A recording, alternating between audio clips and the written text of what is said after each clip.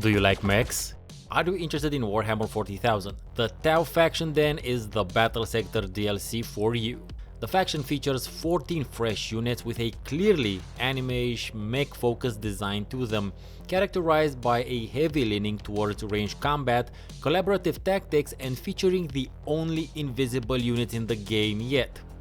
Looking at the Tau after being introduced to the Warhammer 40k trademarks of the Space Marines, Necrons, Orcs and such makes them look a little bit out of place, or out of this universe. As opposed to still using millennia-old scrounge gear and devices, Tau technology, while looking fairly bulky, is sleek and Gundam-like.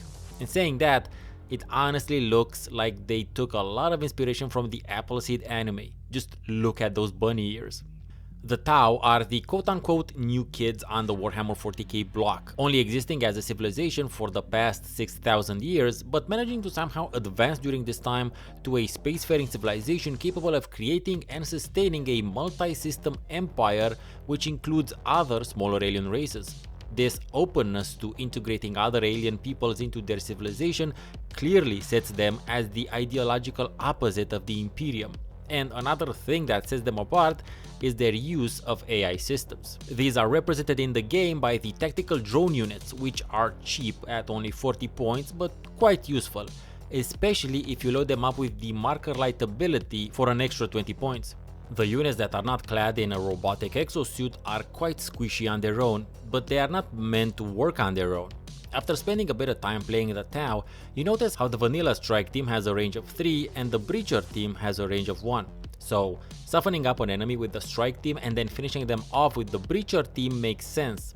This can be difficult to achieve however, but if you then add a tactical drone to this makeup, it will help with scouting and acting as both an extra damage dealer and damage sponge, not to mention that you should always use the marker light ability in order to improve the survivability of all your troops, not just the not mech ones.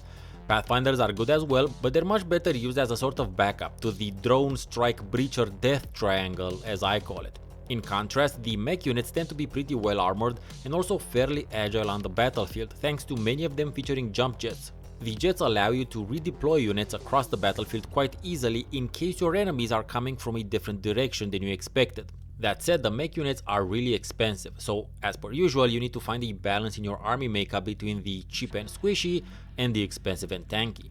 The collaborative tactics approach comes into play here much more so than with the other factions due to these large differences between the two groups of units. You should always do your best to move as an entire army block so that you can protect and cover each other. Hit with your squishy units first and then retreat them behind the Gundams to improve their chances of long-term survival. Of course, this can't always be the case, but it's a good generic tactic to consider.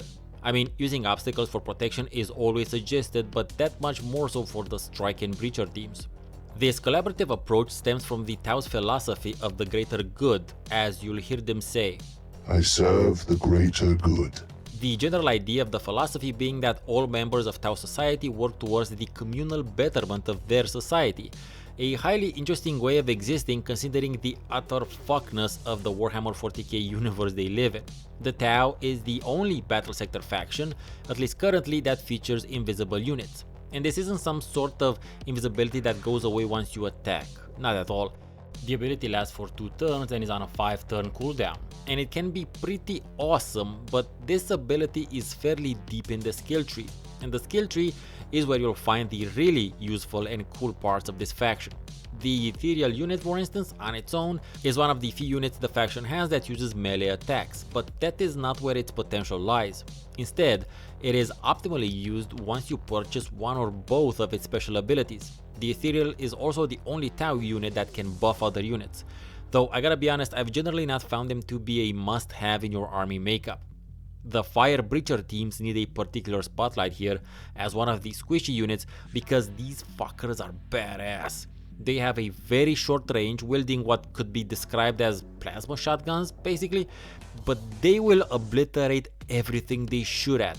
It's a supreme pleasure zooming in close on an engagement and watching them absolutely murderize Space Marines and Dreadnoughts, especially if you've previously marker lit them. Clear them out!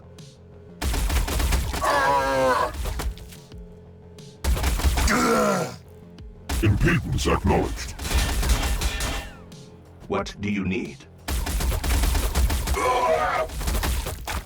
The Tau are the mechanical opposites of orcs and demons, meaning they're very range combat focused and very dogshit when it comes to melee. They're also the only faction who has actual invisible units, but overall their units are super vulnerable when they're not clad in mech suits. This makes fighting against Necrons particularly challenging, so the Tau work best in an open field and ideally shooting from behind obstacles if possible. The 2 command point ability is quite powerful, allowing you to spawn in a Crisis Battlesuit unit onto the battlefield. It's still not as OP as the Necron Scarab ability since it costs 2 points, but it's a great thing to have access to in longer fights after you've lost a few drones and squishy units. The Tau DLC also came with a free game feature update.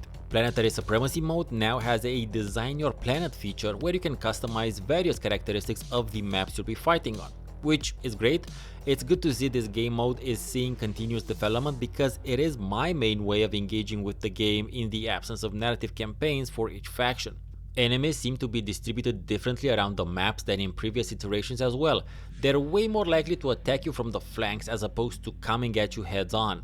And the AI seems to have learned how to zerg you with cheap units. And it's funny to use the word zerg when referring to something happening in Warhammer 40k, seeing as how StarCraft was originally meant to be a Warhammer 40k game. Expect to generally have to deal with a handful of expensive higher tier units and a veritable crap ton of cheap ones. And that would make sense from factions like the Tyranids, for instance, and even the Orcs. But this will happen with factions where this tactic isn't an advantage, like the Necrons for instance. The AI will assault you with large numbers of warriors and a few higher tier units, and while their regeneration ability can make them a bit more annoying than they should be, Necrons need a mix of many more expensive units to work as well as they could.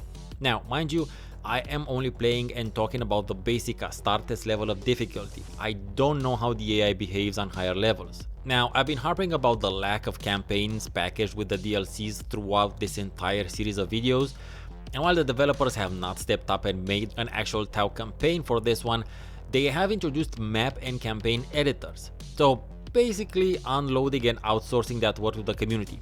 Not a bad approach, mind you, especially from a business sense, but still, having actual campaigns from the devs would still be preferable in my book. Only time will tell how much the community will take to these features and make cool stuff going forward. I think the Tau faction is my favorite Battlesector faction yet, both aesthetically as well as mechanics wise. I dig the sleek Gundam-like design of their tech, the fact that they're very much into teamwork, and their preference towards ranged weapons as opposed to the always fun but deeply anachronistic use of melee weapons in a far future setting. Looking forward to see what the next DLCs have to offer, and still hoping the Astra Militarum pops up eventually. Let me know in the comments what you think about Battlesector and whether or not your favorite faction has gotten a DLC yet.